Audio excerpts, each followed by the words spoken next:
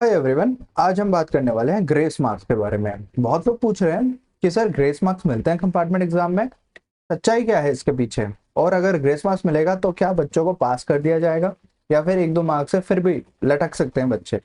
इसको डिटेल में बात करने के लिए मैं आपको स्क्रीन पे लेके चलता हूँ। So today's point of discussion is grace marks. अब ग्रेस मार्क्स क्या होता है? That is the extra marks given. अब क्यों देगा कोई मार्क्स, उसके बारे में हम पॉइंट वाइज बात करेंगे। सबसे जो पहला पॉइंट है, दैट इज द पर्पस। देखो, पर्पस और एलिजिबिलिटी दो अलग चीज है। पर्पस यानी कि ग्रेस मार्क्स क्यों दिए जाते हैं। पहला रीजन है कि जो आपका क्वेश्चन पेपर है उसमें कुछ गलत है, यानी कि मिसप्रिंट क्वेश्चन है, उसका आंसर आप निकाल ही नहीं सकते, या आउट ऑफ सिलेबस क्वेश्चन है, ये सब में एक्स्ट्रा मार्क्स दे दिए जाते हैं। वो एक काइंड ऑफ ग्रेस मार्क्स होता है।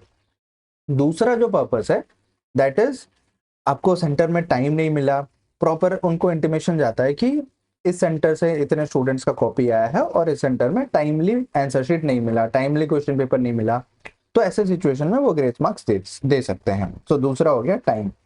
जो तीसरा रीजन है, दैट इज पास। पास कराने के लिए बच्चों को मार्क्स दिए जाते हैं। करेक्ट।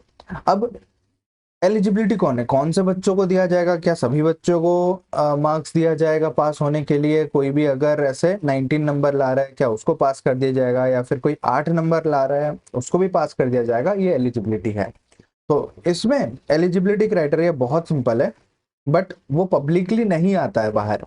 तो एलिजिबिलिटी यह है कि बहुत बार बोला जाता है जो स्टूडेंट कम नंबर से लटक रहा हो उसको मार्क्स दे दो।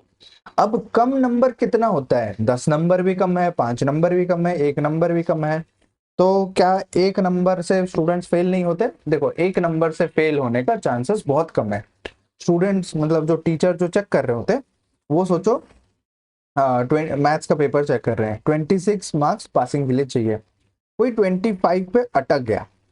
अब क्या करेंगे? उसको 25 उनके हाथ में है कि वो कहीं पे अगर आधे मार्क्स दे दे, आधे मार्क्स से वो स्टूडेंट पास हो जाएगा। तो आधे मार्क्स तो है ना उनके हाथ में। कहीं पे भी अगर वो सपोज 1.5 दिए हैं, उसको और हाफ ऐड कर सकते हैं, या फिर कहीं पे 2 मार्क्स का क्वेश्चन है उसमें 1 मार्क्स दिए हैं, वो हाफ मार्क फटाक से ऐड कर सकते हैं। This is the thing that they have in control. उनके कंट्रोल में है वो चीज। अगर वो आधा मार्क्स ऐड कर देते हैं, आपको मिल जाएगा और डेफिनेटली आप पास हो जाओगे। जैसे आउट ऑफ 70 वाले पेपर में क्या होता है, 23 मार्क्स आपका पासिंग चाहिए, 22 में आके आप लटक गए। तो क्या करना है? सिंपली 22 एंड हाफ कर देंगे। कैसे करेंगे? जो क्वेश्चन को आप अटेंड किए होगे, तो अटेम्प्टेड क्वेश्चन के ऊपर मिलेंगे आपको ग्रेस मार्क्स, ना कि कोई ब्लैंक क्वेश्चन छोड़े हो, पेपर ही ब्लैंक है, उसमें आपको मार्क्स अवार्ड किए जाएंगे। ऐसा नहीं होगा। जो अटेम्प्ट किए हो, जिसमें ऑलरेडी मार्क्स गिवन है, कोशिश करेंगे मार्क्स बढ़ाने का, स्टेप मार्किंग में, गिवन में, या फाइनल आंसर में, कंक्लूजन में, कहीं पे वो मार्क्स देने के लिए। ठीक है, that is the first point.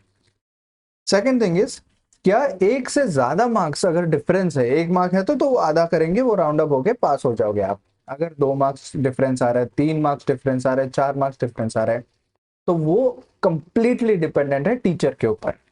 किसी किसी सिचुएशन में आपने देखा होगा कि आप एक्सपेक्ट नहीं कर रहे होगे, बट आपको ज्यादा मार्क्स मिल गए हैं। करेक्ट। तो अगर किसी को 9 मार्क्स वो एक्सपेक्ट कर रहा है और उसको 12 मार्क्स मिल गए, तो उसमें कोई फर्क ही नहीं पड़ता, क्योंकि वो 9 में भी फेल है, वो 12 में भी फेल है। बट कोई स्टूडेंट ऐसा है कि जो 12 ही एक्सपेक्ट कर रहा है, लेकिन उसको 23 मिले हैं, तो डेफिनेटली उसको पेपर को बढ़ाया गया है। बट क्या सारे स्टूडेंट्स के साथ ऐसा होता है? नहीं। बहुत सारे स्टूडेंट्स ऐसे होते हैं जो 12 मार्क्स का लिखे हैं और 12 ही मिलता है और वो फेल हो जाते हैं। तो इसीलिए ऐसा बिल्कुल कोई रूल नहीं है कि कोई भी स्टूडेंट 12 नंबर लाएगा तो वो पास हो ही जाएगा। किसी किसी को मिलते हैं ग्रेस मार्क्स और किसी किसी को नहीं मिलते हैं। ओके, ऑल इंडिया में डिफरेंट जगह में सबको अलग अलग सिचुएशन रहता है। तो अगर कोई खुश हो रहा है कि हाँ मुझे ज्यादा मार्क्स मिल गया, तो एट द सेम टाइम कोई बहुत दुखी है कि उसको मार्क्स नहीं मिला है। ठीक है, अगर कोई बोल रहा है कि सर मुझे तो ग्रेस मार्क्स मिला है, but at the same time बहुत लोग ऐसे हैं जिनको ग्रेस मार्क्स नहीं मिला है। आप कमेंट में बता देना आपको मिला है या नहीं मिला है ग्रेस मार्क्स। नेक्स्ट पॉइंट बात करते हैं, how many grace marks are awarded. हाँ, ये हम क्वेश्चन अभी बात कर रहे थे ना इसके बारे में कि कितने ग्रेस मार्क्स मिलते हैं। इसका भी आंसर सिंपल है, that completely depends on the teacher. वो कितना करना चाहते हैं। इंस्ट्रक्शन तो रहता है पास करा दो, बट कोई पेपर में लिखा ही नहीं है, वो मुश्किल से 4 नंबर ला रहा है, उसको अगर खींच के भी मार्क्स दे रहे हैं तो मतलब मार्क्स बढ़ा रहे हैं, आधे मार्क्स देने की कोशिश कर रहे हैं। देखो एमसीक्यू में तो पहली बात वहां पे डायरेक्ट आंसर आपको सही लिखना पड़ेगा, एमसीक्यू में मार्क्स नहीं बढ़ सकते। लॉन्ग क्वेश्चन अगर आप लिखते हो तो लॉन्ग क्वेश्चन में पॉसिबिलिटी, अगर कुछ आप भरे हो, लिखे हो मल्टीपल पेजेस, थोड़ा हैंड राइटिंग भी अच्छा है, कुछ रेलेवेंट कीवर्ड्स को लिखने की कोशिश की, इसीलिए मैं आंसर राइटिंग वीडियो में बताया था ना, कीवर्ड्स पे ध्यान दो। अगर ये सब लिखे हो तो आपको मार्क्स मिल सकते हैं, बट कितने ग्रेस मार्क्स मिलेंगे इसका आंसर किसी के पास नहीं है। It completely depends on the teacher कि वो कितना देना चाहते हैं। बट हाँ, अगर 1 मार्क से आप फेल हो रहे हो, I can tell you 1 mark आपको मिल जाएंगे, यानी कि 1 के जगह आपको हाफ मार्क मिल जाएगा, वो हाफ मार्क आपको 1 मार्क में कन्वर्ट हो जाएगा राउंड अप होके, तो आप पास हो जाओगे। That is the entire policy. Next, conditions for grace marks application. अब कंडीशन क्या होता है, देखो कंडीशन ये है, ब्लैंक पेपर नहीं होना चाहिए, आप ओवरराइट नहीं होना चाहिए, एक आंसर लिख के कट नहीं होना चाहिए। बहुत लोग क्या करते हैं, आंसर आंसर आंसर लिखे और लास्ट में कट लगा देते हैं कि नहीं ये आंसर गलत है, ऐसे काट दिए। उसमें कोई भी टीचर ऐसे हाफ मार्क्स नहीं देख सकते। क्या देंगे, टीचर स्टूडेंट ने खुद कट किया है, इसमें कैसे मार्क्स देंगे बताओ। तो मार्क्स देना ऐसे सिचुएशन में मुश्किल हो जाता है, कोई मार्क्स नहीं दे पाएगा। ओके, सो कंडीशन और क्या है, क्वेश्चन गलत होना चाहिए, आपको टाइम इनसफिशिएंट होना चाहिए, आपके सेंटर में रिपोर्ट होना चाहिए, बहुत सारे स्टूडेंट्स रिपोर्ट करना चाहिए कि ऐसा ऐसा ऐसा हुआ था, रीजनल ऑफिस तक बात पहुंचेगा, तब जाके हेड ऑफिस तक पहुंचाया जाएगा और पेपर चेकिंग में उस सेंटर वालों को मार्क्स दिया जाएगा। क्वेश्चन गलत, misprint, out of syllabus question, या क्वेश्चन का सॉल्यूशन ही नहीं बन रहा हो, वही है मतलब मिसप्रिंट रिलेटेड वो है।